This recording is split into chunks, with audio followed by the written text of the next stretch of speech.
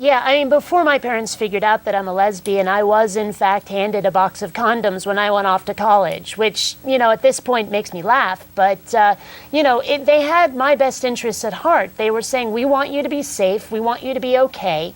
We want to make sure that nothing bad happens to you. Now, if these religious people genuinely love their children, that's what they're going to do. I mean, ignorance kills. That's all there is to it when it comes to sex.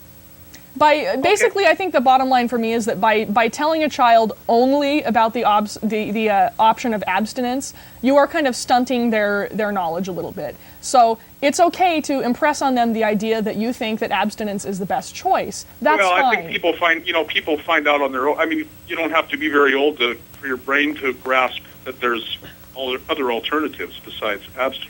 Well, yeah, but most kids it isn't necessarily because of children. I mean, how old do you have to be before you know that condoms exist? Okay, yeah, but Joel, did you figure out how to use a condom correctly on your own, or did somebody actually tell you how to do it?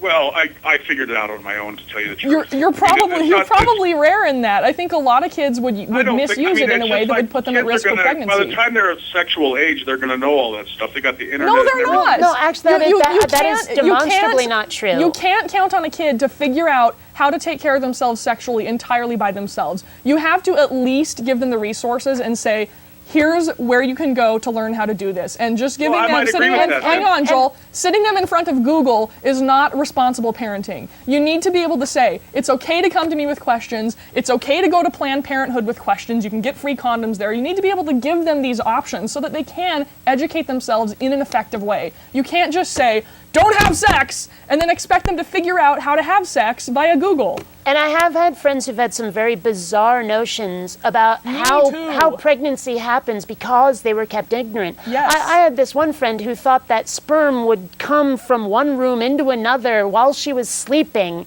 and impregnate her in her bed. Like vapors or ether? Actually, the way she described it was like a pool of slime on the floor. Wow. But and she was not joking around with me. This is honest. Nights like that. People have weird notions. They do. It's true, though. They have really weird notions. And if you don't tell them otherwise, what are they supposed to think? I mean, people do need to be educated. Because if there's one thing I've noticed, it's that people are dumb. Yeah. And they need to be told. And people are especially dumb when they're like between the ages of 13 and 18. Actually, let me amend that. 13 and 26. Especially dumb. And they just need to, what they need from society and parents and teachers, they don't need to be told how to think or what to believe. They just need to be told, hey, if you choose to make this other decision for yourself, here's how you can get help with learning how to be safe and responsible. Yeah, I mean, we're not asking them to be taught anything especially prurient or evil or kinky. We're just asking that they be given the facts, all of the facts. Yes, and in any case, the study I'm referencing here shows that kids who are told abstinence only repeatedly and not given any other options are more likely than other kids to get pregnant and to get STDs.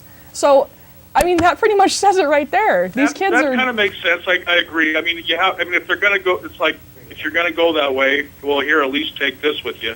Yeah, exactly. So, and I understand your point that we can't really have this expectation that parents who really truly believe that abstinence is the best thing for their child, we can't really expect them to be like enthused about handing their kid a box of condoms or taking their daughter to the doctor to get on the pill, I understand that may not be their top choice, but it is responsible parenting, and there's a study that backs that up. So. Well, that's good. Yeah. Plus, I mean, it's also good to let kids know that sex can get you in very deep trouble sometimes. So, I mean, It shouldn't be just left up to, it's okay. Here's just take a box of condoms and you're going to be great.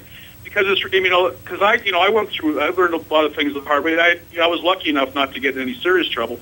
But a lot of people weren't that lucky. There's unwanted pregnancies and all kinds of things that can happen. So, yeah, I mean, I agree with you girls basically. But, kids should also know that sex can be very, have some pitfalls. But anyway, thanks a lot. Of course it is pitfalls. Certainly. And we wouldn't want anyone to believe otherwise, but it just really is a matter of making sure that everyone is informed so they can make the right and safe decisions. And that's all we're asking for. I think we've kind of reached a consensus, the three of us, and I want to thank you for your call.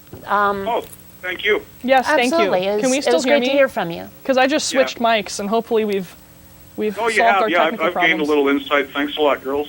Thanks a lot. Thank you, Joel. Catch you later. All right.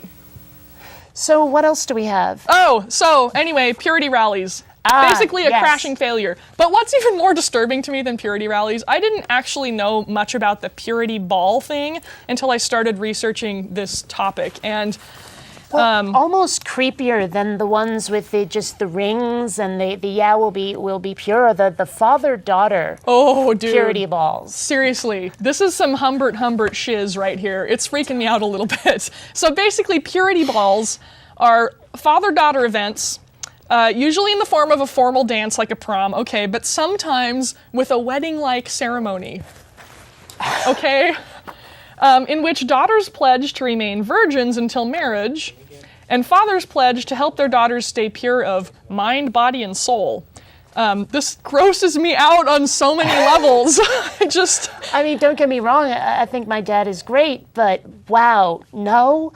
Okay, yeah, first of all, in some of these events, the fathers and daughters like exchange rings. Like literally, they're like, "Here's a ring for you, daughter. Pledge your purity. Here's a ring for you, father. I will remain pure." And it's like a wedding ceremony. And no, you don't marry your dad. Okay, come on. It creeps me right the heck out. I mean, you know, it just. And also, it has this further really weird dimension to it, where these young girls are basically making these pledges that kind of identify them as chattel in their father's homes, essentially, which is really Bronze Age and weird to me. Oh, it's old-fashioned in so many ways. Ew. And I can't even imagine the whole. I mean, did they give a dowry? These people? I mean, I don't know. Do they have to It's like, okay, here's my daughter, my purity ring, and a pig. Yeah, it's odd. And then, okay, so I found this really great quote about purity balls from Eve Ensler, who's a writer and a feminist. And she wrote in criticism of this movement, and she really says it all for me. Like, this takes the words right out of my mouth. When you sign a pledge to your father to preserve your virginity, your sexuality is basically being taken away from you until you sign yet another contract, a marital one. It makes you feel like you're the least important person in the whole equation. It makes you feel invisible. You know, I would actually like to hear from, like, if there's anyone out there watching this right now, they would like to talk about their, their own purity ball or having done this with their daughter or with their father or something, please call us. Yeah, we're curious. At 206-421-5658. We'll be nice. Even though I know I just said it was some Humbert stuff, I'll totally be cool about it, I swear to God. Or not God, as the case may be. I swear to Poseidon, so you know. So, yeah. Anyway, the whole weird evangelical obsession with remaining a virgin is odd and creepy and strange, and I don't get it. And it's not only in evangelical Christianity; it's in most of the Abrahamic sects. Yeah, but I mean, when people pledge to remain a virgin, to me it comes off extra creepy. You know, maybe this is just a personal thing, but it gives me this really weird vibe. Okay, so I think it was Mike told me that it's actually false, the whole thing about, we need to throw the virgin into the volcano kind of thing. But it gives me almost that kind of vibe, like you are a virgin to be sacrificed, whether it's on an altar or, for your family's honor or something. Yeah. How many princesses were married off to, like princes that are not even close to their own age to solidify an alliance or something? And it just feels like the virginity thing just ties into all of that. Yeah, it's kind of weird how still, we've gone through so many thousands of years of civilization, and women's vaginas are still basically being used as like stock in trade. Come on, it's 2010. We've sent a man to the moon. We built the Large Hadron Collider. Can we just get over this already, please? Yeah, but apparently a hymen means more to people than anything else, anything genuinely important. I mean, come on. It's ridiculous, yeah. Frankly, I've said something like this before, but if I'm going to be like, maybe marrying somebody, not that that's legal for lesbians, but if I was going to be marrying somebody or getting into a relationship with somebody, I'm not going to buy a car unless I've test driven it and I want to, you know, have a very similar experience with whoever I'm getting together with. Oh yeah. You know, and you know, and again, there's the whole 72 virgins thing that the Islamics have, and it's like. I think Billy Connolly said it best. He's like, 72 virgins, give me 2 fire-breathing whores. Seriously. You know, I mean, seriously. 72 virgins sounds like it could get awkward. A virgin does not sound appealing. Not really. I test drove my Hyundai a lot before I committed to it. I will tell you that. There you go. So, I mean, yeah, really. How does it affect your life or the lives of anybody else around you, whether you remain sexually inexperienced until you sign a marriage contract? I mean, really, let's look at it from that perspective. Well, how is anybody even supposed to know? Yeah. I mean, unless you tell them, how are they going to know you're a virgin? I mean, unless you've gone through that really horrible female genital mutilation where they have to rip you open. Yeah, on don't the even wedding start night, me on that. I mean, the very thought makes me want to cross my legs in terror. Yeah, me too. Sorry. I'm crossing my legs in terror right now. You just can't see it because it's under the table. And if you're crossing your legs in terror, call us at 206-421-5658. And by the way, you can also email us too if you feel like it. And if we get your email in time, we will read it on the air and respond to you. So you can go to AskANatheist.tv. There's an email form over on the right side. Send us a little emaily-waily, and we'll talk about you. Maybe not in a good way. We are two girls, and it's kind of catty in the studio today. There you go. I mean, okay. You could end up, if you follow this whole evangelical abstinence-only jag, being with only one person for your entire life. And if that's what you want to do, that's fine. That's totally cool with me. I'm not saying that everybody out there needs to have multiple sex partners or whatever. It's up to you.